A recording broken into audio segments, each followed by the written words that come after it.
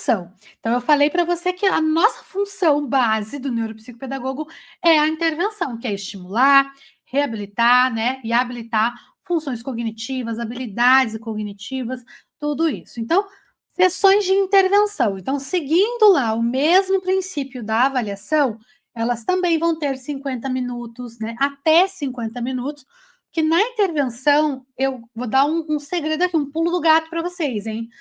Eu oriento sempre os meus alunos a fazer a intervenção de acordo com a idade do seu paciente.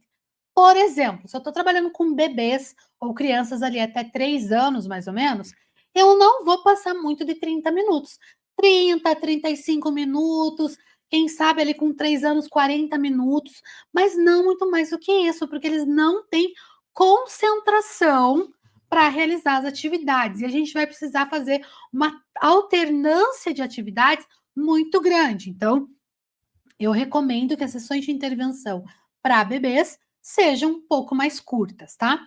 Mas a gente vai aí até 50 minutos, né, para os atendimentos, para que a gente possa ali trazer todas as propostas, né, interventivas do nosso plano de intervenção. Então, a gente vai construir um plano de intervenção com base na avaliação. Por quê? Porque a avaliação, isso que estava escrito no slide, a primeira coisa, depois da avaliação, que é o primeiro passo para a intervenção, a gente vai elaborar um plano de intervenção.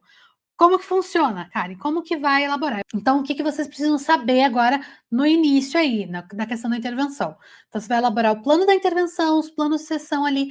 Por quê? Porque na intervenção, sim, agora a gente vai pegar tudo que a gente viu na avaliação, vai sentar com a família lá na devolutiva e vai determinar objetivos, tá? A gente tem que ter assim, ó, um objetivo geral, que geralmente é aquele grandão assim, que foi o que trouxe para o paciente pro atendimento. Por exemplo, no meu caso, vem muitos pacientes não alfabetizados. Eu trabalho com o público escolar, né? Crianças em fase escolar, adolescentes também, mas geralmente não, ele não está alfabetizado, não consegue ler, não consegue escrever. Geralmente essa queixa, ou tem dificuldade na matemática, normalmente esse público que vem para mim.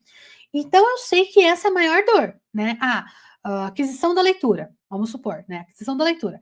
Só que esse é o objetivo maior da família.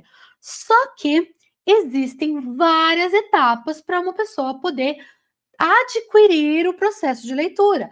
Inclusive, os processos de linguagem, leitura, escrita, fala, são os processos mais complexos que a gente tem no sistema nervoso que são processados. Então, são complexos, porque eles dependem de muitas outras áreas cerebrais, de muitas outras habilidades desenvolvidas para que seja, né, atingida. Então, o que você faz?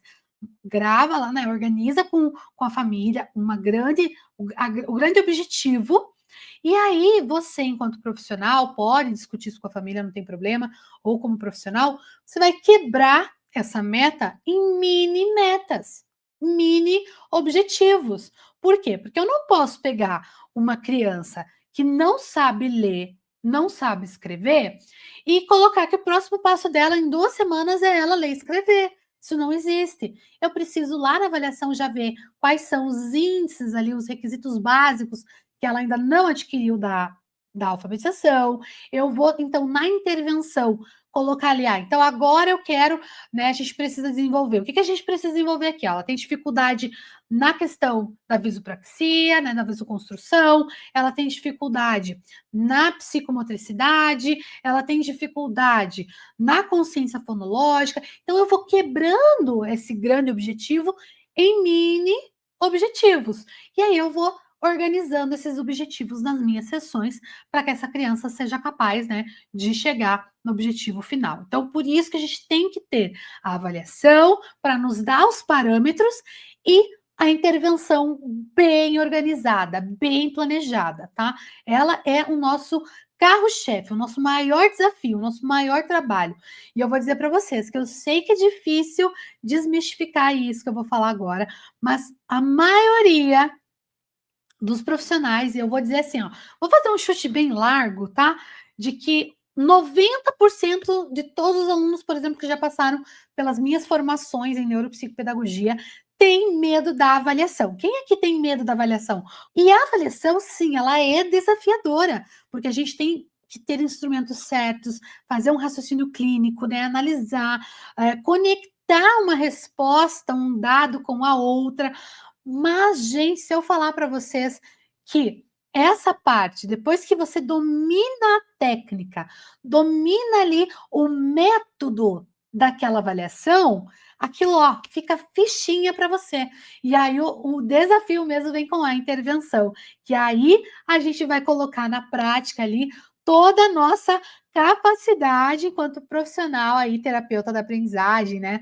Terapeuta de estimulação cognitiva. Então, eu digo para você, não tenha medo da neuropsicopedagogia. Sim, ela é complexa, sim, ela tem as suas dificuldades. Infelizmente, os programas, né, aí de pós-graduação não formam com tanta clareza, né? Por isso que a gente tem aqui o nosso programa de avaliação de pós-graduação em neuropsicopedagogia clínica institucional, onde a gente ensina já, o profissional sai pronto para atuar já, tá? Sem medo nenhum, já sai pronto para atuar. Mas assim, eu sei que não é a realidade da maioria de vocês, então quero dizer, não tenham medo da avaliação nem da intervenção, porque existe, né, uma metodologia, um passo a passo. Você seguindo esse passo a passo, você vai ter muitos resultados, sem questionar, tá? Sem questionar. Então, assim, e a intervenção ela é isso. Então, você vai realizar várias sessões de estimulação e reabilitação cognitiva, pensadas, estruturadas, com foco, né, nesse objetivo principal. E aí, de tempos em tempos, a gente faz uma mini reavaliação só para ver se a gente está indo para o caminho certo, tá? Porque às vezes na intervenção a gente precisa reestruturar, replanejar, voltar um pouco e fortificar mais algumas habilidades que ainda não foram consolidadas. Então, tudo isso é o processo da intervenção.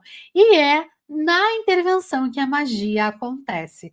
Né? Quem já conhece aí uma expressão que eu uso muito, que é colecionador de sorrisos de aprendizagem, e por muitos anos na minha vida eu vivi em função de colecionar sorrisos de aprendizagem, e eu te digo, é na intervenção que essa magia acontece. É na intervenção que você vai ali se sentir que valeu a pena tudo aquilo que você fez na neuropsicopedagogia. Porque quando você vê um paciente, seja ele criança ou não, sorrindo para você, porque adquiriu uma habilidade que até então para ele era impossível, você vai perceber a gratificação que é atuar com a neuropsicopedagogia.